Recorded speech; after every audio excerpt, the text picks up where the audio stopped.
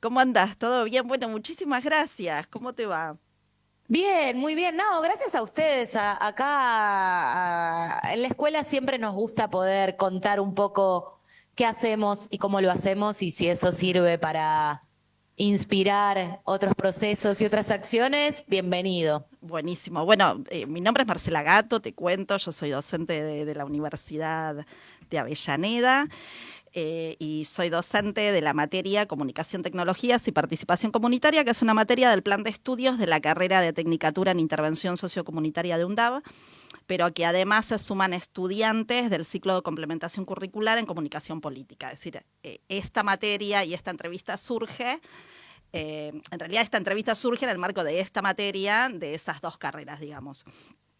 Así que, bueno, Buenísimo. dentro de la unidad que está dedicada a conocer y estudiar los medios comunitarios, este cuatrimestre leímos un hermoso artículo tuyo, escrito por Martina, que ahora te voy a presentar, que lo escribiste en el año Sí, 2022, que se llama Una guía para contar la realidad sin chamullo, que fue publicado en tinta roja, ¿sí?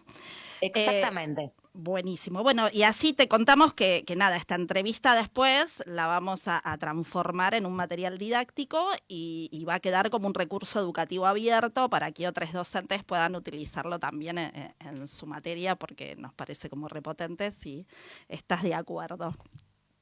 Me encanta y hacémelo llegar que también lo usaremos acá o por lo menos disfrutaré o diré, qué horror que dije. ¿Cómo puede ser? No, si escribiste un artículo tan ¿Cómo lindo, puede esto ser? va a salir buenísimo. Bueno, te voy a presentar. Martina Sí. Matusevich es comunicadora social, graduada del Instituto Superior en Tiempo Libre y Recreación, además es fotógrafa, es docente de comunicación, integrante de la Comisión de Comunicación y coordinadora del taller de revista La Realidad sin Chamullo de la Escuela Isaura Arancibia. Perfecto, todo eso. Excelente, todo eso. Marti, contame, vos trabajás en equipo pedagógico con otra compañera, ¿puede ser?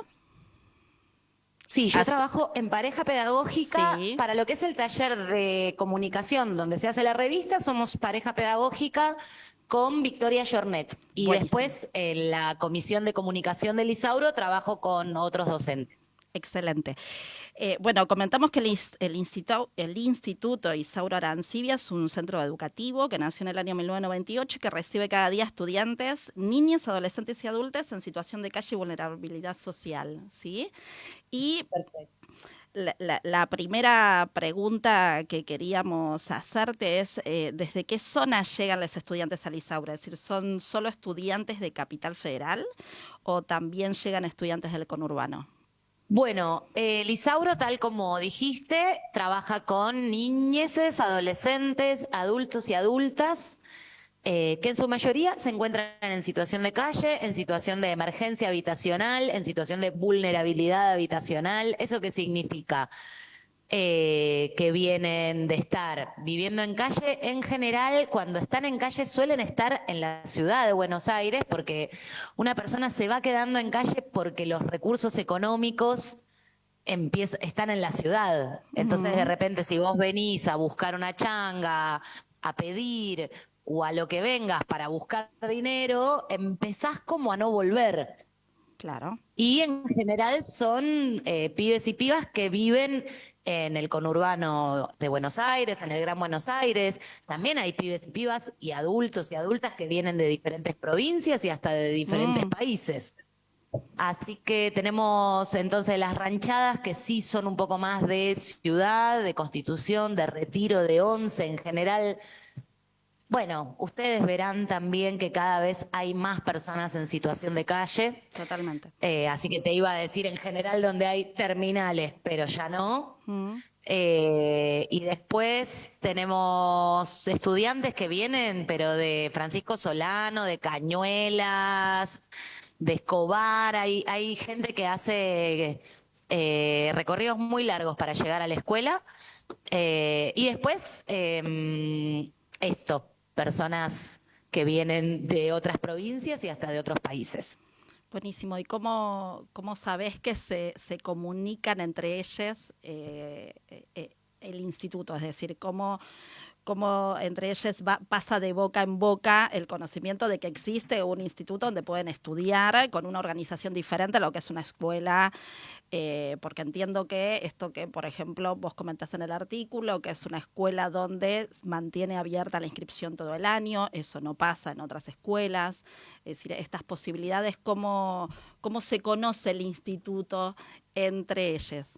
Bueno, en relación a esto que decís de la inscripción abierta todo el año, hacemos eso y hacemos más cosas porque un poco de lo que hablamos es de tener una pedagogía desobediente, pero que garantice la inclusión. Entonces, todo lo que hacemos en las aulas tiene que ver con poner a nuestro sujeto pedagógico en el centro. Y si esa persona se enteró de que la escuela existe en noviembre, va a venir, se va a inscribir y va a entrar al aula. O si de repente tiene mucha ansiedad porque hace mucho que no está dentro de un aula, sentado en un banco, bueno, va a tener la posibilidad de salir cada ratito a respirar a un pasillo, o si le cuesta mucho alfabetizarse o no tiene ganas de entrar a un espacio educativo a leer y escribir, porque también, ¿no? Ya de grande no sabes leer y escribir, capaz estás hasta enojado con eso, no es que, ay, estoy deseante, quiero aprender. Tenés un sentimiento contradictorio. Bueno, vas a entrar y va a haber talleres de oficio. O sea, siempre estamos pensando cómo convocar a aquellas personas que se acercan con ganas de recuperar un tiempo, de retomar algo que se les quedó varado, que no pudieron hacer en el momento en que se supone que hay que hacerlo. Por eso hablamos de una pedagogía desobediente de las normas, pero garantista del derecho a la educación. Totalmente. Poniendo a las características de esa persona en particular y las cosas por las cuales se quedaría en la escuela y no se iría, ¿verdad? Y por otro lado, sí, hay mucho boca en boca, porque en relación a esto que te digo, los y las estudiantes le dicen a otros que vengan, que acá sí se pueden quedar, que acá sí hay buena onda, que acá, ¿no? Como que este trabajo que venimos haciendo hace más de 20 años tiene esto de que cuando los pibes y las pibas se encuentran con los suyos, les pueden decir, che, venite a esta escuela porque está bueno, básicamente.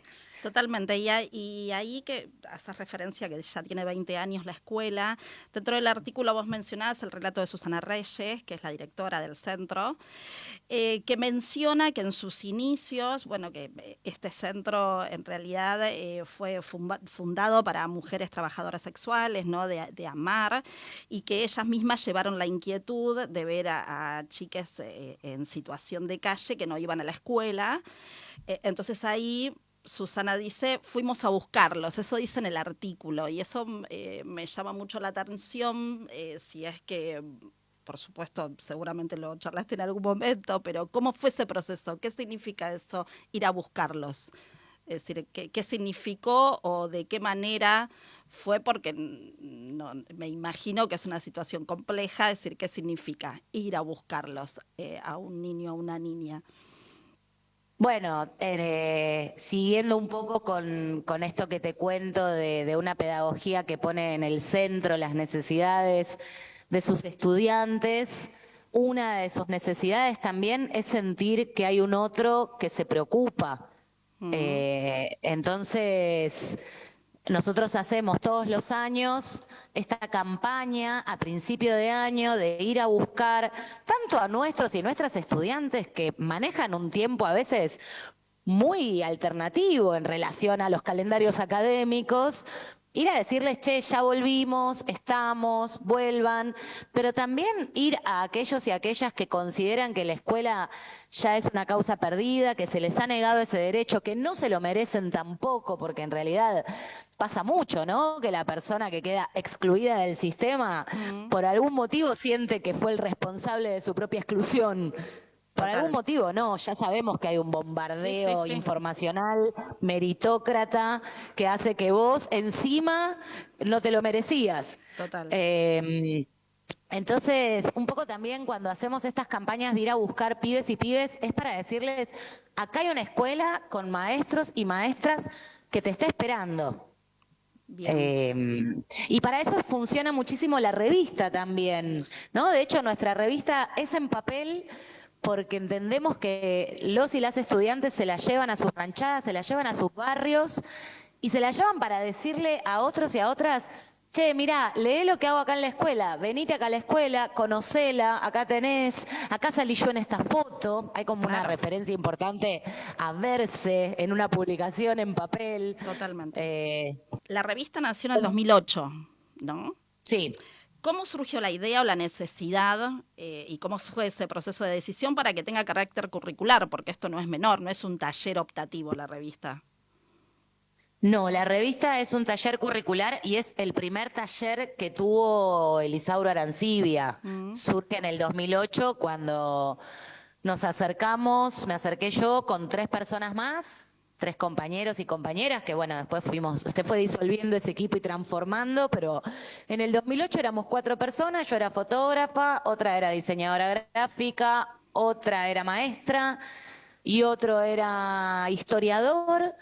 Ganas de meternos en algo, en el territorio de la educación, de empezar a hacer algo.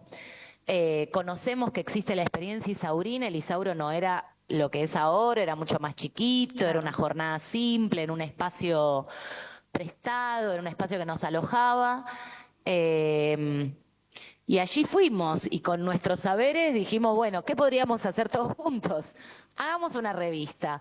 Hicimos esta prueba dentro de este Isauro pequeño y nos fuimos quedando. Después una fue maestra, después coordinó un grupo, de otro se fue. Bueno, después se fue transformando, pero así surgió el taller, con ganas, básicamente, gente con ganas, totalmente. teniendo ganas de insertarnos en el territorio de lo social con nuestras herramientas.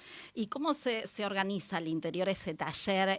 Por ejemplo, contame con relación a las edades de los participantes de los estudiantes, es decir, ¿cómo se organiza? ¿Está organizado por edades o cursan todos juntos o solamente es para adultos o para adolescentes? Mm. ¿Cómo es esa organización de la revista en el marco de una materia? Pues es un taller que tiene, como es curricular, podríamos hacer una analogía con una materia.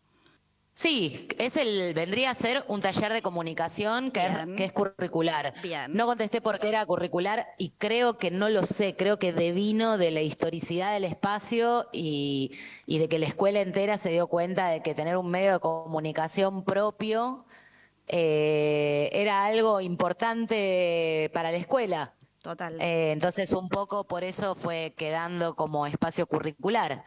Em, bueno, esto es a ver, el Isauro tiene sala inicial, jardín de infantes, sala de nivelación, que son los pibes grandes para primaria de chicos, pero Claro, chicos para primaria de adultos. Es ese grupo que está en nivelación.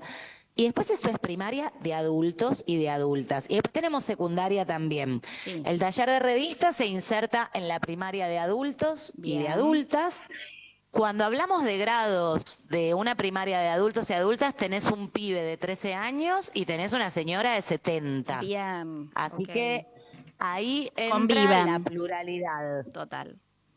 Conviven en el Y espacio, conviven en las ideas, conviven en las propuestas, en el intercambio. bueno, la movida, lo importante es tratar de que las temáticas que se elijan trabajar interpelen a todos y a todas por igual, o que por lo menos, sí, no lo vamos a lograr nunca, porque claramente lo que le puede importar a un pibe y una piba de 13 no es lo mismo que le puede importar a una mujer de 40, pero sabemos que hay temas, a ver, los temas ¿cómo se eligen? Se eligen democráticamente, se eligen por votación. Eh, a principio de año hacemos diferentes dinámicas de buzón en las cuales vamos ahondando en de qué les gustaría hablar. Claramente hay temas que se repiten todos los años, que tienen que ver con estar en la calle, con los vínculos de familia, de Mm, pareja, con el trabajo, la falta de trabajo, con los consumos problemáticos. Y también con, no sé, un montón bueno, no sé, de la cultura, el deporte, claro, como toda revista, sí, supongo que va, ¿no? Repitiéndose en un momento en de qué va a hablar. Pero bueno, siempre vamos buscando la vuelta para que esta vez no hablemos de lo mismo, ¿no? Bueno, si vamos a hablar de vínculos, ¿de qué vamos a hablar? De educación sexual, de vínculos tóxicos, de decidir si ser padres o no, de separarse. Este año hablamos de cuándo es buen momento para separarse, ¿no? Ya nos vamos poniendo sutiles. Sí. Entonces, bueno, vamos ahondando.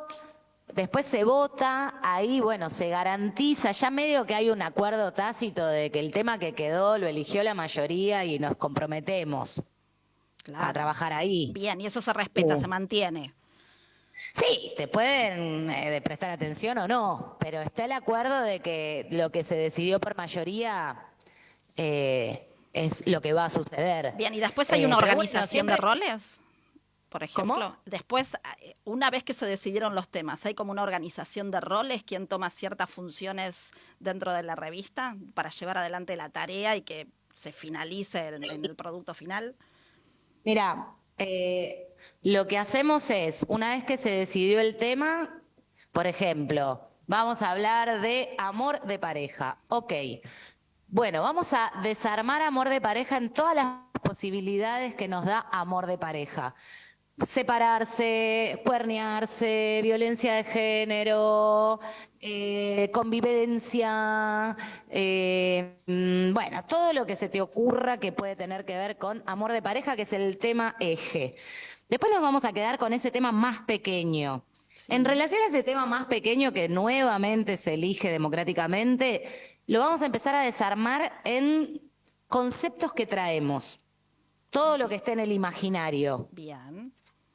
Y después de que llegamos a ese imaginario, nos vamos a confrontar con ese imaginario para sacar de mentira verdad, de lo que es un mito, de lo que es un prejuicio, de lo que nos comimos una peli porque lo escuchamos en la tele y entonces nos pareció. Vamos a seguir desarmándolo, desarmándolo, desarmándolo, hasta llegar a lo que nos parece que es nuestro criterio sobre eso. Bien. A partir de que llegamos un poco como a ese núcleo, vamos a pensar qué género editorial le queda bien. Si eso se va a transformar en un cuento, si eso se va a transformar en una fotonovela, si va a ser un editorial de una nota de opinión. Así es más o menos el proceso. Bien, porque la revista tiene historieta, tiene, sí, esto, tiene cuento, tiene ficción, tiene editorial, es decir, tiene de todo. Estuve chusmeando todas las Sí, ediciones, sí. o varias. Es que nos preocupa mucho que la revista sea una revista y no sea un compilado de lo que se trabajó todo junto, impreso para fin de año. O sea, Claro. hay género editorial, hay un criterio de quién nos lee, que no sabemos nunca del todo quién nos lee y quién no, más o menos tenemos una idea.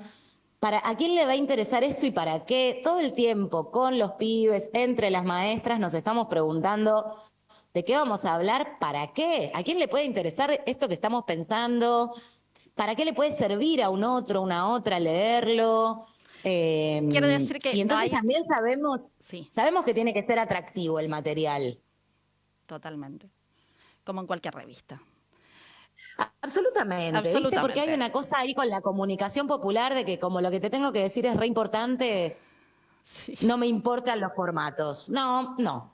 No, Hay que competir con los formatos que nos plantea el diseño, los medios hegemónicos. Hay que tratar de estar para mí, más o menos, considero que hay que tratar de estar a la altura de lo que está sucediendo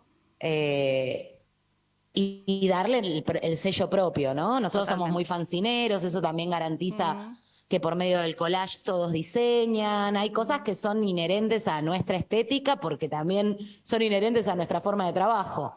totalmente. Y hay estudiantes que después se quedan, es decir, por ejemplo, entiendo que el taller se aprueba o no se aprueba este taller, es decir, o no. Es decir, como es... Mira, a ver, nos ha pasado, a ver, los talleres tenemos un formato de boletín que es un poco más cualitativo que cuantitativo. sí, Lo que define si un pibe aprueba, no, y pasa de ciclo tiene más que ver con la lectoescritura, con la matemática. El taller sí podemos señalar, sí podemos hacer señalamientos de si prestaste más o menos atención, si tuviste la capacidad de escuchar, si viniste. Buenísimo, pero Esas aquel pibe cosas que quiera sí. quedarse, por ejemplo, se quiere quedar, le gustó, pegó que le gustó el diseño, le gustó escribir o encontró ahí como una pata, se siente cómodo, ¿puede quedarse en el taller? En principio no, porque si vas a pasar de ciclo, el ciclo al que pases tendrá Ok, sus propios tesoros. A ver, bien, nosotras dentro del Isauro, con todos estos ciclos educativos que mencioné antes, trabajamos en la primaria, hay primer ciclo, segundo ciclo y tercer ciclo. Primer ciclo está para alfabetizarse, personas que tienen que aprender a leer y escribir. Segundo ciclo, ya la herramienta está, pero hay que meterle mucha práctica. Tercer ciclo, ya la herramienta está. ok, Ahí se lee y se escribe. Nosotros bien. trabajamos con segundo y tercer ciclo. Entonces, tercer ciclo tiene actividades mucho más de pizarrón y carpeta y hay una posibilidad de ahondar con un cuestionario. Segundo ciclo tiene una cosa mucho más de charla, pizarrón colectivo, de vez en cuando una práctica de escritura, porque si yo me pusiera a que los y las estudiantes escribieran, eso es un tema en sí mismo, no es el vehículo hacia otra cosa. Claro. Entonces no podría dar el taller. Bueno, y entonces, Entonces mi énfasis es más en hablar. Y bueno, tercer ciclo sí, ya te digo, los que leen y escriben, los explotamos. bueno, pero entonces Y los otros hay un recambio de estudiantes cada año dentro del sí, taller. porque si vos pasaste y primer ciclo, que siempre quiere venir, siempre quiere venir, se quiere prevenir. O sea que cuando primer ciclo logra pasar de año, tiene revista. Segundo y tercer ciclo tienen revista. Y cuando tercer ciclo logra pasar de año, se va al secundario. Perfecto. Entonces, y en Eh, ese recambio, cómo logran ustedes como equipo docente como generar como cohesión o que se mantenga como la identidad de la revista o la identidad de la revista en función de cómo van cambiando puede ir cambiando también, es decir, es flexible? Mira, la identidad de la revista se sostiene bastante porque los y las estudiantes comparten mucho sus historias de vida y se encuentran en esta escuela a ocupar el rol de estudiantes. Y nosotras decimos que en la revista garantizamos el derecho no solo a la comunicación, sino a la opinión. Mm, Entonces empieza una cuestión de poder hablar de temas que los inquietan y en general como hay historias de vida compartidas, empieza a haber una opinión colectiva que se mm, habilita en este taller de revista. Entonces veo que la identidad se sucede porque se suceden las temáticas y se suceden las problemáticas claro, eh, de personas que les pasan cosas parecidas, ¿no? parecidas. En un punto, la situación de calle, estudiar de grandes, la vulneración de derechos.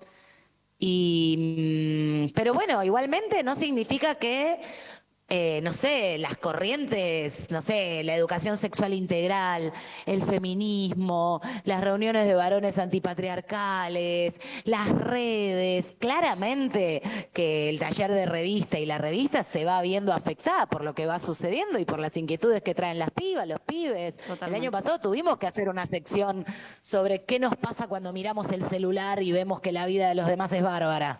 Bueno, esa es otra de las preguntas inquietantes que teníamos, porque en un momento vos comentás, bueno, que es impreso, la fortaleza de la revista impresa, pero también tenía que ver con la brecha digital, es decir, que hay un montón de personas que no tienen acceso ni a tecnología ni a un dispositivo. ¿Cómo es ese vínculo con las redes y con los medios tecnológicos? ¿Aparece como problemática? La verdad es que, mira, el año pasado que hicimos esta sección de las redes, nos dimos cuenta de que sí, había varios pibes y pibas que manejaban, no están tanto en Instagram, están en Facebook, Mm. Como que es interesante ver qué red Sí. agarra quién. Ujú. Y bueno, nuestros y nuestras estudiantes tienen más vínculo con Facebook, más vínculo con WhatsApp. Pero igual a mí me sigue pareciendo que no es una gran problemática que maneja nuestra población porque están excluidos Claro. del derecho que queremos proponer a la digitalidad, el Mm. acceso a dispositivos.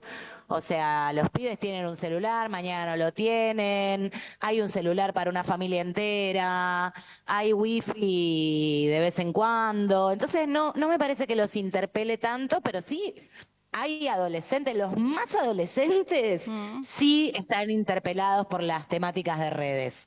Y por ejemplo, estos 2 años estamos como asistiendo como a un discurso bastante en los medios y en las redes sociales, un discurso bastante hegemónico de odio, de violencia, de agresión verbal bastante inquietante.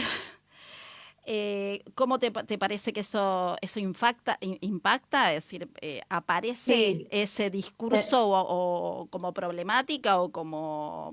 se nos cuela un sí, montón. bien. Se nos cuela un Mm, montón y es mm, tristísimo, mm, y estamos todo el tiempo volviendo a explicar, volviendo a contar qué es el Isauro, quiénes vienen al Isauro, haciendo ejercicios de memoria, de que alguna vez eh, capaz ellos, ellas, capaz alguien que ellos y ellas trajeron, también se les tuvo que tener paciencia para que se adapten, que fueron y que vinieron, que se mandaron a alguna macana alguna vez, que vinieron de otra provincia, que tienen tal preferencia sexual, porque acá siempre, no sé, viste, como nada, sí, siento que se nos está colando un montón y que cada vez son más las veces que tenemos que frenar a decir, che, no mm. puede ser que vayamos a comulgar con estas ideas de odio en este espacio que si hay algo que hemos hecho desde hace más de 20 años es incluir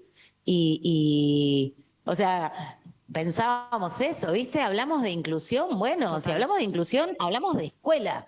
Entonces, que en nuestra escuela empecemos con este ladrón, este está loco, este es Sí, puto. aparecen No, los no. estigmas y las ideas discriminatorias al interior y hay como que empezar a desaprender o a desandar esos Y tenemos discursos. que, en este caso, tenemos todo el tiempo que volver al pie, Mm, volver a partir de cómo se origina el Isauro, quiénes fueron sus estudiantes, qué pasaba, qué pasa con las primeras estudiantes de la escuela que eran trabajadoras sexuales, qué pasa con la gente en situación de calle, cuál es la opinión de los medios hegemónicos, de la sociedad, cómo eso te interpela, cómo hemos hecho para desandar ese camino y cómo vamos a caer ahora mm, en que este está loco y el otro es puto. mm. Es como, no, viste, no. Está bien, hay que darle lugar, pero vemos cuánto lugar. A veces es para enojarse y ya. Total. Es para el límite. Mira, esto no. ¿Viste? Este es Corta el la límite. bocha, Corta la porque la bocha. verdad, esto no. Esto no. Podemos, discutamos, El límite pero es bueno, este. no, igualmente nada, viste, acá los pibes y las pibas se encuentran y hay como una cuestión que tiene mucho lo popular, ¿no? La Mm. situación Comunidad.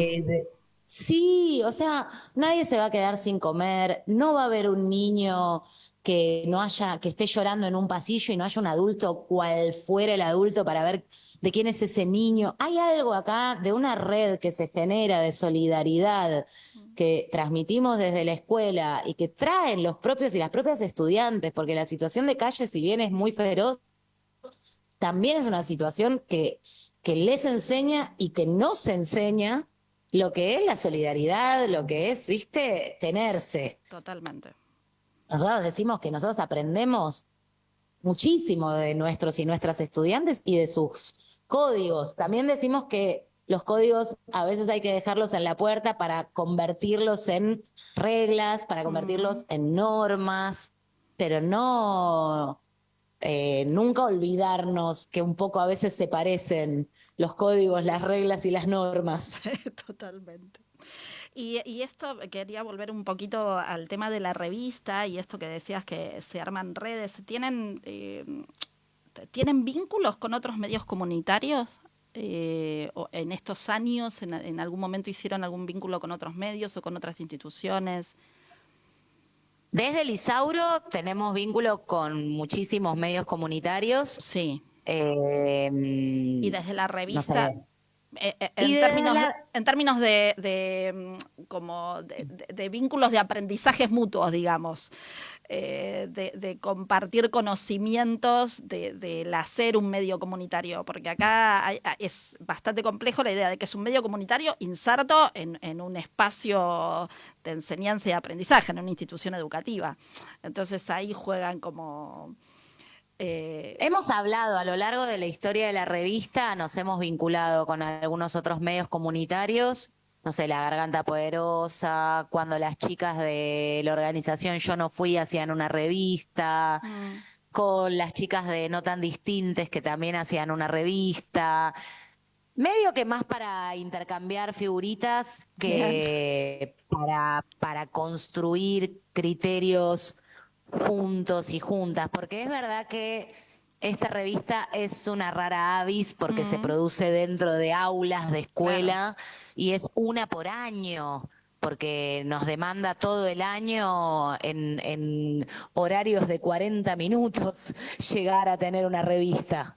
Totalmente. Y la impresión Eh, de la revista, que es ahí lo que había leído, no sé si sigue siendo, pues este ya es un artículo viejito, en ese momento se imprimían alrededor de 1000 ejemplares.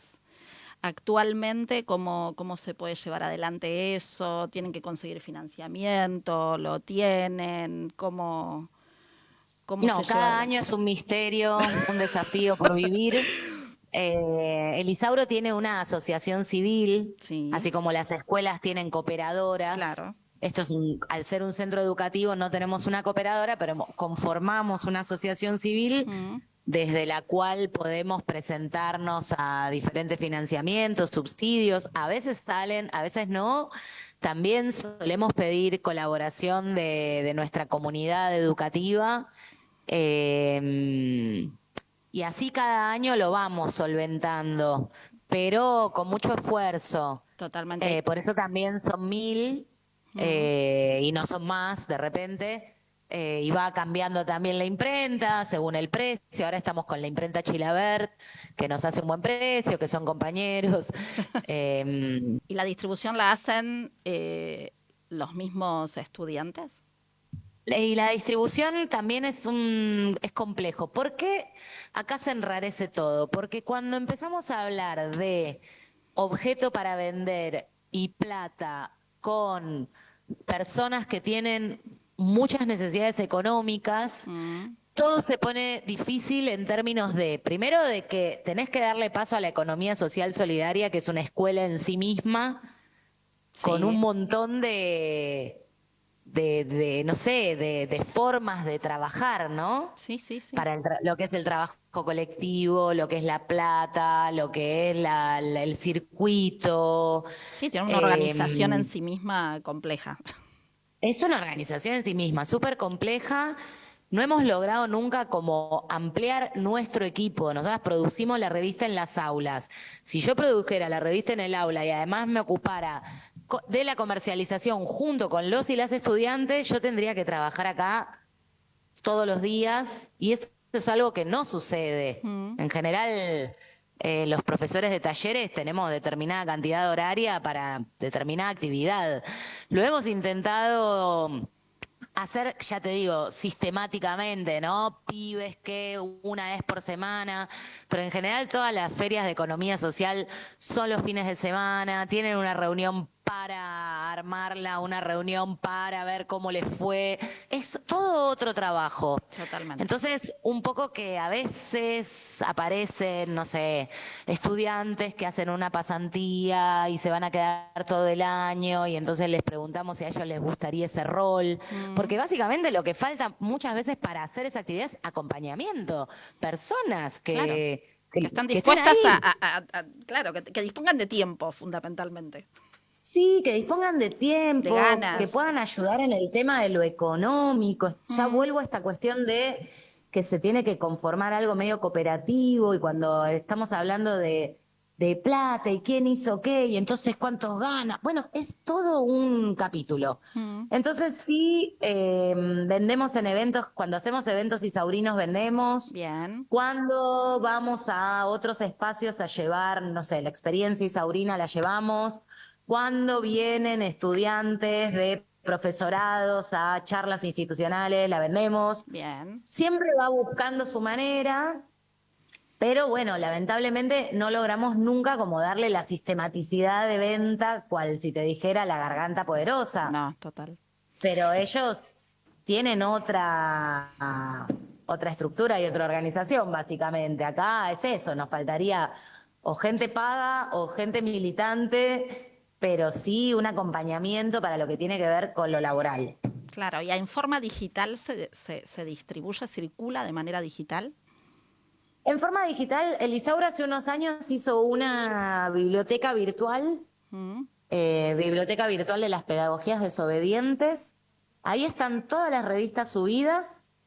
Por otro lado, cuando sale la revista a fin de año, la publicamos con el link. O sea, la realidad es que venderla es para reimprimirla, pero la revista está siempre a disposición porque nos parece más interesante que la lean que la tengan que comprar para leerla. Pero totalmente. entendemos que también la queremos imprimir, no tanto por nosotros y nosotras, si bien somos unos fetichistas del objeto papel, porque nuestra población, la comunidad con la que trabajamos, la necesita en papel. Claro. Y por último, así no te robo más tiempo, acá hay una pregunta de uno de los estudiantes que tenía como esta cosa de la pandemia dando vueltas y qué había pasado en el Irsauro Arancibia en la pandemia y también en particular con la revista y qué pasó como con la vuelta a la presencialidad, es decir, se advirtieron en el marco del taller como preocupaciones o temáticas emergentes que surgieron fruto de estar, del confinamiento, digamos, de estar encerrados. Es que la pandemia lo que planteó es que quédate en tu casa era muy subjetivo Mm, y que no todas las personas tienen casa donde claro. quedarse, Mm, primero, porque tuvimos muchos y muchas estudiantes en situación de calle, que no había una casa donde estar. totalmente. Aparte, y fue muy gracioso, la leyenda que Mm, hicimos ese año fue muy gracioso, fue terrible, pero yo me río un poco. Pero la leyenda que hicimos ese año fue la de un pibe que se entera de la pandemia solo viendo las señales de la calle. Empieza a ver barbijos, claro. empieza a ver que no puede subir al bondi porque no sé qué, le tiran alcohol cuando entra al Claro, súper. aparecen Un, signos que pi- no un reconoce, pibe dice, acá está pasando un pibe algo. sin medios de comunicación, Claro. sin un celular, sin una tele, que empieza a ver que el mundo se va poniendo extraño. Esa Mm, fue la leyenda de ese año, imagínate. O sea, impresionante. ¿cómo se vivió la pandemia? Mm, Es como, bueno, todos vivimos una pandemia, no. no, Fue, no todos vivimos bueno, la misma pandemia, bajo ningún no punto de todos vista. vivimos la misma pandemia. Claro. Después esta cuestión de que no podían cruzar de provincia a capital, en Mm, general los que no están parando en calle están en el conurbano. Entonces, cuando hacíamos el reparto de la comida, la mísera comida que mandaba el Ministerio de Educación, mm, no la podían venir a buscar.